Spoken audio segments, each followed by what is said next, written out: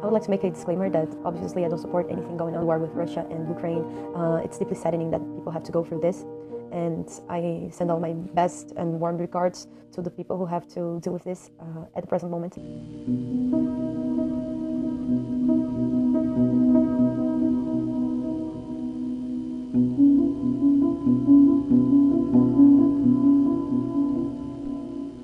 Good evening, dobry wieczór. I am here today to review Anton Chekhov's word number 6. Okay, so Larissa, my friend, lent me this book with word number 6. Also, I would like to thank her for recommending me this because it is wonderful. I love it. Apart from that, since we are talking about a Russian author, my sister has a friend called Kirill, and he gifted her this Cheburashka. So he will be here with me. I will put him on the side like as a representative of Chekhov.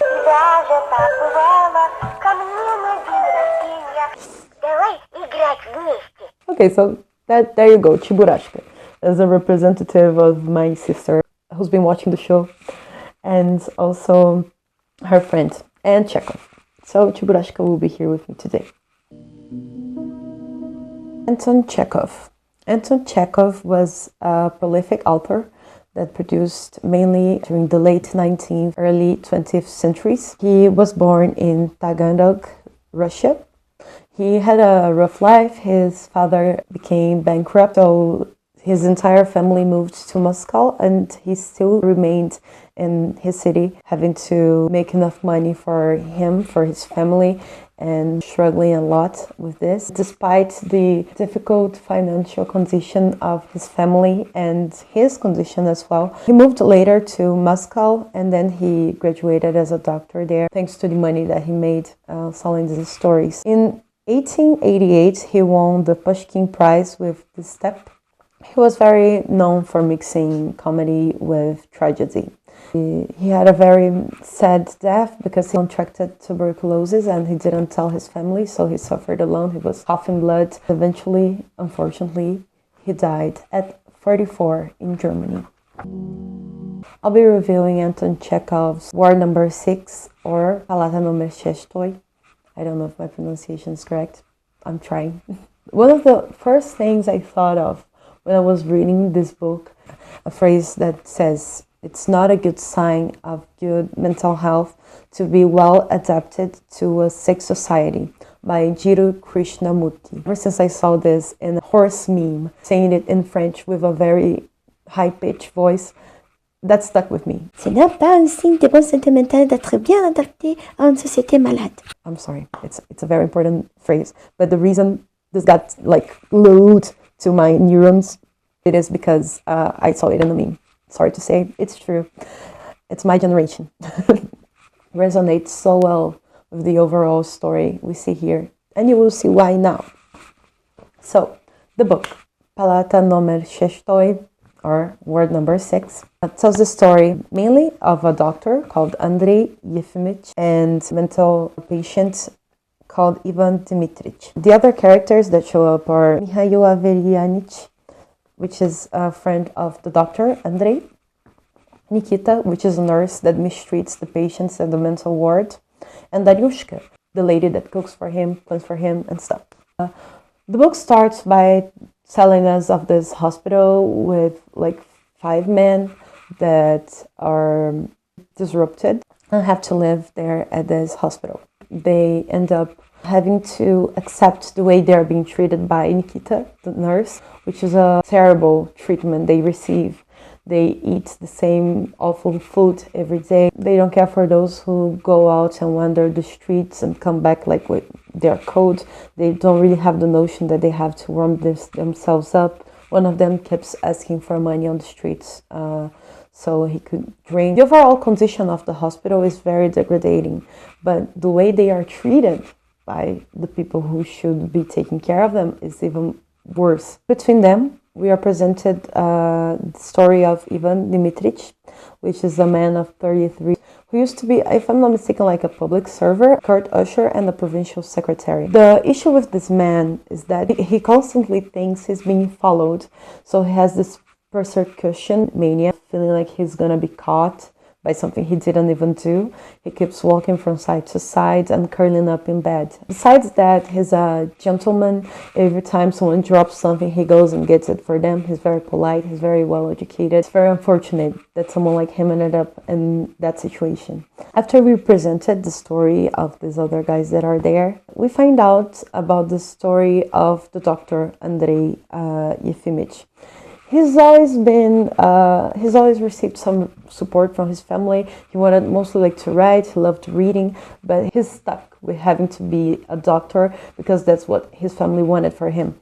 But he never missed out on having anything. He always had a warm house, warm food, place to stay. Even though he loves reading and he uses literature as a way to have deeper conversations with his friend, who's chief officer of the post office there. Mikhail is the only person he can talk to that he thinks that knows about nice topics, because everyone else talks only about trivial stuff. They only talk about parties and other people and are not really using their minds with something flourishing. So we see a little bit of his conversations with Mikhail, and Mikhail seems to have a good mind for that as well. And in this part of the book, they seem like good friends.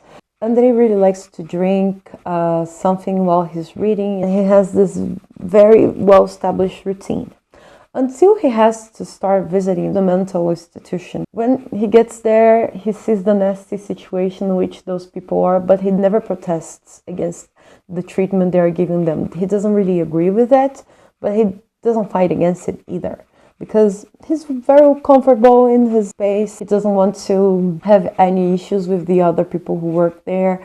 So he sees those things and stays on his lane until he meets up with Ivan and starts having very deep philosophical conversations with him. First, he's like, how come this crazy guy is able to argument better than most people that I know? Great interest grows in him towards Ivan. I've put here some excerpts from it that I find very peculiar and that really caught my attention. And then he says to Ivan, "You are a reflecting and thoughtful man.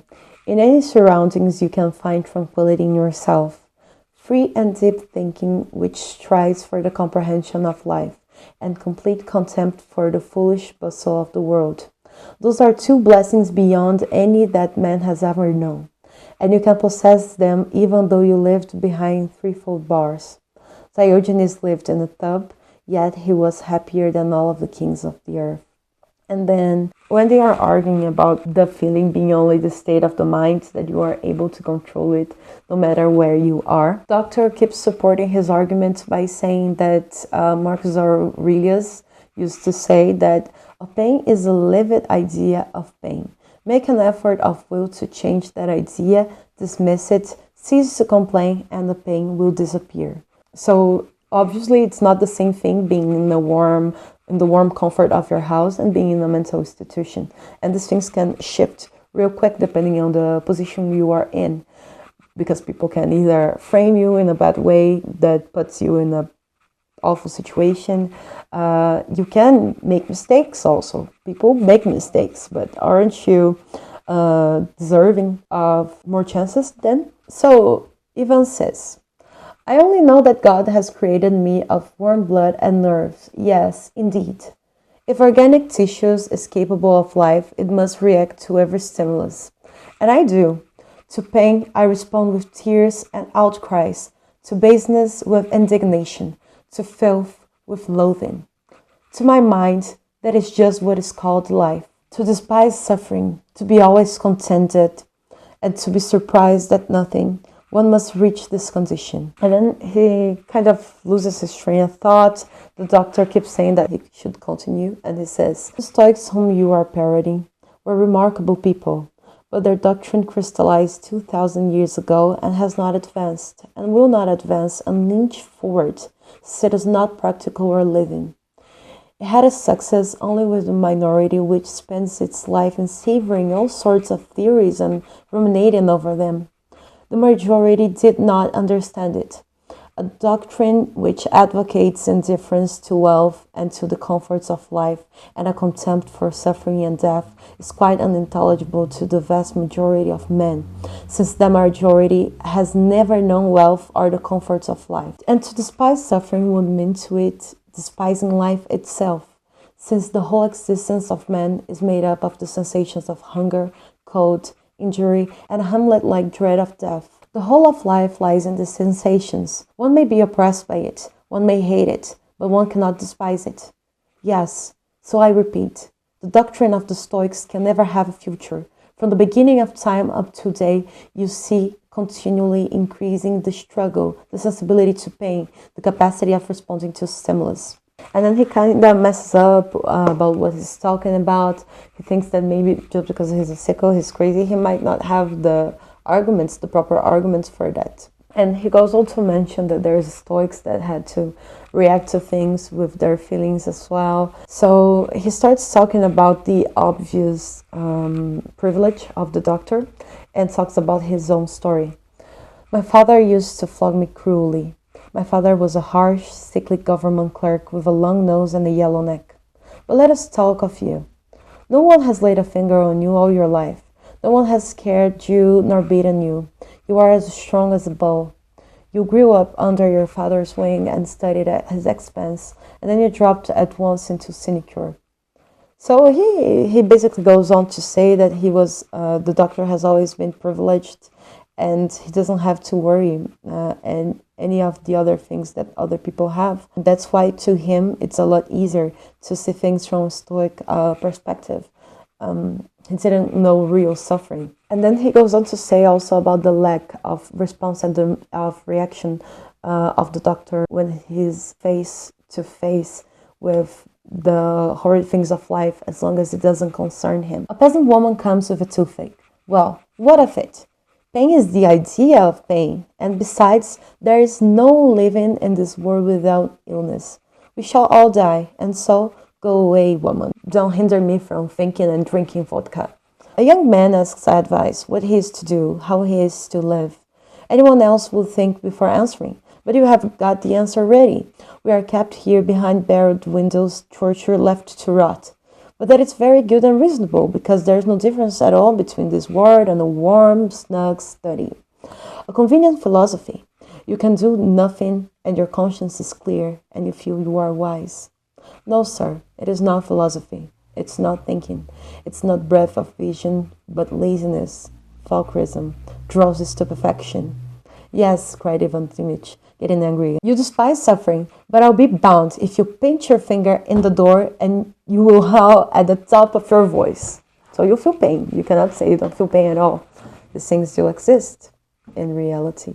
Tough things going on. And I think the main focus of the book really is talking about their conversations and how the philosophy of these two very wise human beings, but one ended up as a doctor, even though he doesn't make much effort to be the best doctor ever, and the other one, who's a very good fellow, ended up in a mental ward because he couldn't deal with the cruelty of the world. It is too much sometimes, and you can, like I said, you can be framed to end up in that situation. It is what happens to our doctor, because he likes indulging in conversation with Eva, and then others start to frame him as a crazy guy as well, because why does he enjoy being there with him? He stayed long hours talking and exchanging ideas with Ivan. So they start saying that he is becoming crazy. Fast forward, they find another doctor for the hospital. They kick him, claiming that he is definitely gone nuts. And his friend Mikhail says that he's very worried about him and takes him to travel. But then he realizes that the people who are claiming he's crazy are actually the annoying ones, and the ones that are not really aware and considerate of the ones around. So his friend Mikhail is there like, oh, I want to take you traveling because you are very upset and I need to cheer you up, and so on. And then he proceeds to be the most nasty, annoying person ever.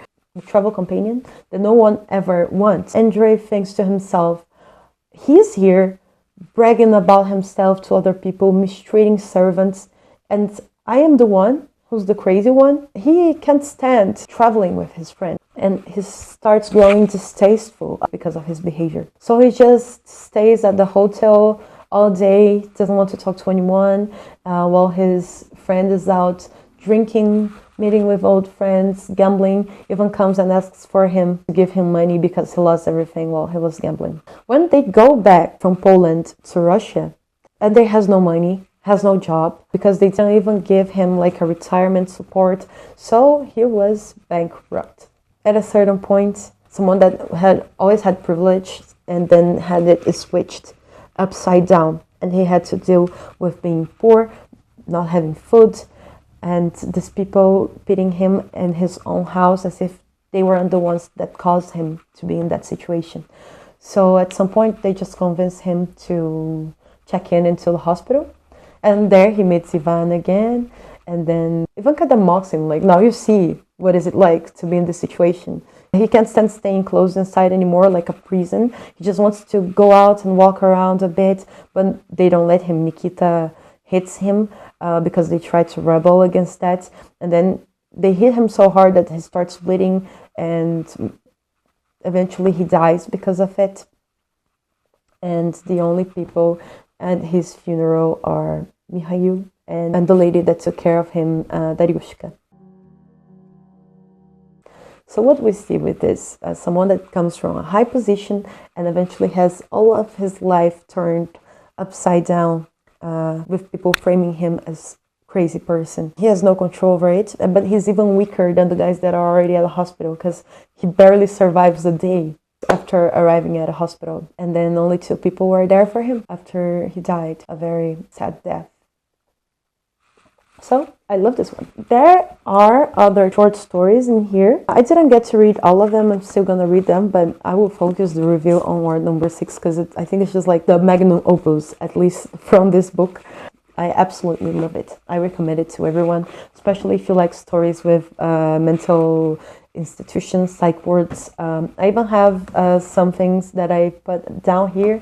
So if you're a fan of Cabinet of Dr. Caligari from the German Expressionism, which eventually finds out that he's a great one. There's also The Alienist by Brazilian author Machado de Assis, that touches on a very similar topic to the Cabinet of Dr. Caligari. Maybe you should try that one. Then another one that I reviewed recently, which is Renfield in Dracula. He's crazy, a sickle, but at the same time, he's very aware of the things he does, and he knows philosophy, and he discusses this with his doctor.